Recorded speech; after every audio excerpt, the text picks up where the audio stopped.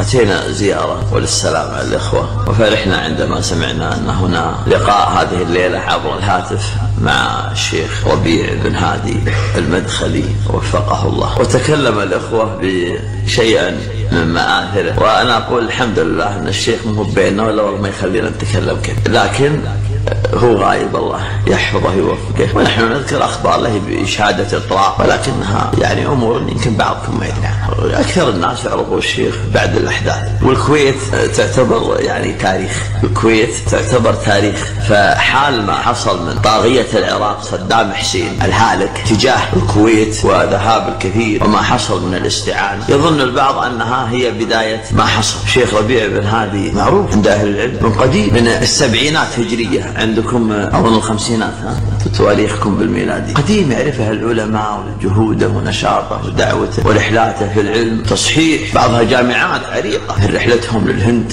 سنة 84 يمكن 95 من هذا المجلس ما بعد ولد، وذهابه ودعوته وحرصه قديم، صاحب سنة. مردودة فهي أيضا قديم، على أبو غدة وعلى الغزالي وعلى غيره. ولما حصلت أحداث الخليج وأفتى من أفتى بعدم الاستعانة، ألف رسالة صد عدوان الملحدين وحكم الاستعانة بغير المسلمين. حصل في وقت تلك الرسالة أن كان اجتماع عندنا في الشرقية في الدمام، وكان الشيخ حاضر، وتلك الأيام كأنما لا يريدون الشيخ أن يبين كثيرا من الأمور، وكانوا يتقربون له يعني بهم السرورية. وكان ذلك اللقاء في مجلس أخونا الشيخ رياض بن عبد الله البراك في الدمام. حضر الشيخ وكان المجلس مليء بالسرورية، والسرورية تنظيم، ما هي بشيء خيالي ولا هو واحد عنده فكر ما حد يتبعه، لا هو صاحبها يقول عندي جماعة. أذكر قبل غزو الكويت كنا عند شيخنا جاء في الجنة الشيخ مقبل بن هادي الوادعي، قال أتانا سرور. ما تعرف سرور؟ قلت نعرف يا شيخ. قال أتانا يدعو إلى جماعة وعنده حزب، فهو عنده حزب وعنده جماعة وعندهم تنظيم. فهؤلاء أكثرهم وإن سمعوا كلمتي هذه فهم يذكرون ذلك المجلس، وهم الآن رؤوس كبار في المنطقة عندنا في المنطقة الشرقية، رؤوس كبار ولهم أتباع، وهم يذكرون تلك الحادثة كما أحدثكم بها الآن. وكان مجادلة منهم في المجلس وارتفعت أصواتهم في مناقشة الشيخ لعله ينثني لعله يرجع. وأحدهم مقيم منذ زمن في المنطقة الشرقية وهو لا يحمل الجنسية السعودية، لكنه يعامل بأشياء كثيرة، وكان حاضر في المجلس. فكان للشيخ مناصحة للجميع، فأراد أن يختلي بالشيخ. قال يا شيخ طلبة العلم يحاربون ويهددون. قال من وين أنت؟ فذكر بلده. قال لماذا تأتي إلى هنا البلد التي تحارب العلم طلبة العلم وأهل العلم؟ ارجع إلى بلدك التي أتيت منها لعل يكون هناك تقدير لك فيه. وكان ذاهبا به. فذاك المجلس كان يعني سبب في تغير كثير من الشباب في بعض أمور. أنا ممن تأثر في ذلك المجلس. كثير من الإخوان يحبون الخير، يحبون السنة، يحبون الدعوة، لكن كان هناك لهم بعض الناس مناهج خفية لا يظهرونها.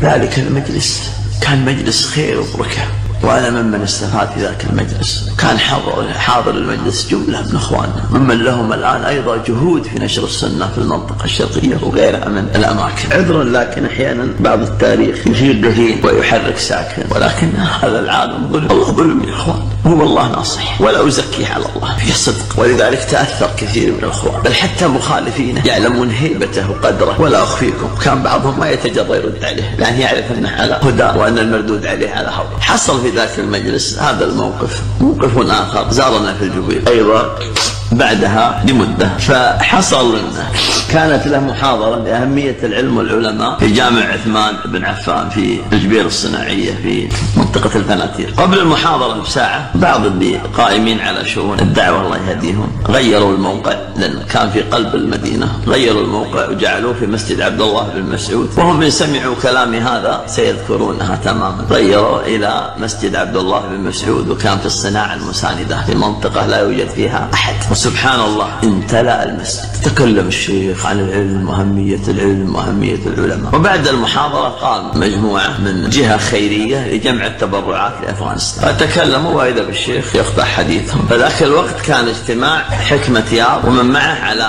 حياة الشيخ جل في الجنة الشيخ جميل الرحمة يوم اجتمعت عليه الأحزاب، كيف يجمع التبرعات لهؤلاء. ثم كانت بداية الكلمة في الرد على الجهاد الأفغاني بشيء من العلانية، وأفتى بعدم جواز دفع التبرعات التي على إثرها أفتى أكثر علماءنا بعدم دفع التبرعات لهم من بعد تلك الحادثة. أنا سأتكلم عن مواقف كان للشيخ فيها سبق وأولوية ولا أخفيكم تبعه كثير من المشايخ. هذه من المسائل التي كان له فيها بيان، فحصل ما حصل من ردود الأفعال، ولكن كان صدى ذاك الرد صد قوي جدا، صدى قوي جدا، ليس على مستوى فقط جبيل أو المنطقة الشرقية بل ولا على مستوى المملكة، بل انتشر قبل أن تأتي وسائل نقل المعلومات السريعة، سواء الشبكة العنكبوتية أو الوسائل الاجتماعية الآن التي تنتشر كالفيسبوك وتويتر وغيرها. كان ما يسمونه بالشريط الأبيض، ومعنى الشريط الأبيض أن كان الأخوة جزاهم الله خير يتعاونون ويشترون، ما عندهم تسجيلات، ما عندهم وسائل وصول الكلمة أو إيصال المعلومة، فقط حافظات الصوت من خلال التسجيل ونشرها، ولا عليها لا ستيكر مؤسسة ولا شركة ولا منتج ولا تسجيلات، وأن يسجلونها وينشرونها للناس بالمجان، ومع ذلك بالمجان ويحذر منها. فكان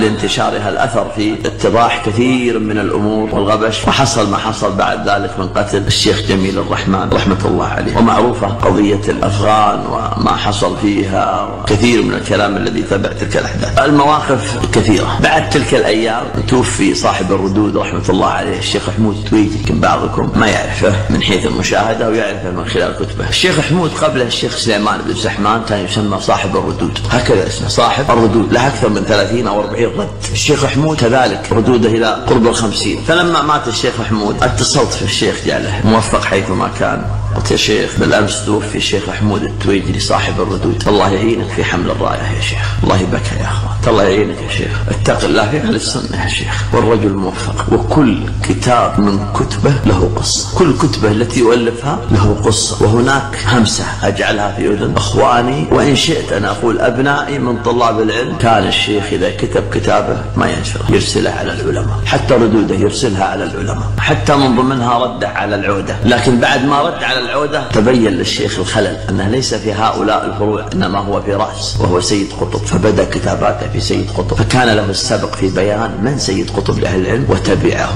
أهل العلم على ذلك، فتبين له هذه المدرسة الخفية التي نخرت في المملكة العربية السعودية وغيرها من الدول العربية والدول الإسلامية ودول العالم. ولذلك هذا الغضب الشديد من الإخوان المسلمين بجميع فروعها، بأنه نقض العرش، عرشهم الذي أرادوا أن يثبتوه قد هد، وبين ما هم عليه. والحقيقة كل ما كانوا يقعون فيه في الحكام ها هم يمارسونه في نموذجهم الذي يوجد الآن. أيها الإخوة، يعني مآثر الشيخ والأحداث والقصص اللي مرت بنا كثيرة، ولو كان هناك إعداد لهذا الحديث قبل هذه اللحظة في أشياء كثيرة لاستطردنا في أمور كثيرة. الكويت معروف جهود الشيخ في إصلاح إحياء التراث إلى درجة بلغ الأمر ما بلغ. قبل هذه الأمور ألف كتابه منهج الأنبياء، قبل هذه أنا قلت لكم ما من كتاب من كتبه إلا وله قصة، وينشرها هذه الكتابات إلى أهل العلم، وإذا حظي بتقدمة منهم جعلها، وأحيانا يقولون بارك الله فيك انشرها موفقة، وإذا أتى شيء من مذاكرة فيها يستفيد، إلى درجة أن أهل العلم يوصونه وينصحونه مسألة كذا مسألة كذا، إلى درجة أن مفتي المملكة العربية السعودية كان يكتب بالكتابات بأن انظر ماذا قال فلان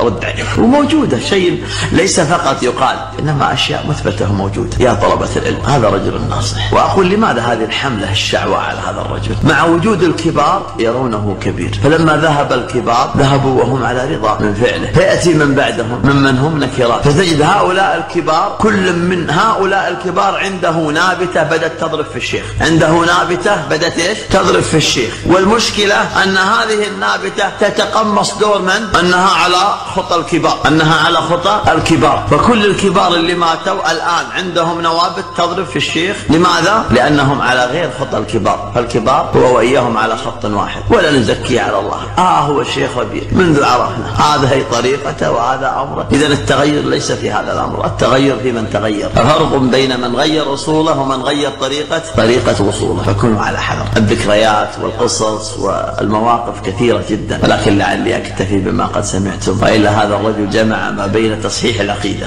وتصحيح العبادة وتصحيح الأخلاق والمعاملة والسلوك. يقول سلمان الفارسي كما ذكره الدارمي في مقدمة السنن، قال لا يزال الناس بخير ما أخذ الآخر عن الأول، فإذا هلك الأول قبل أن يأخذ الآخر هلك الناس، فإياكم ومن يصدكم عن من ساروا على طريق الأوائل. وبالله التوفيق، صلى الله وسلم على محمد. السلام عليكم ورحمة الله وبركاته.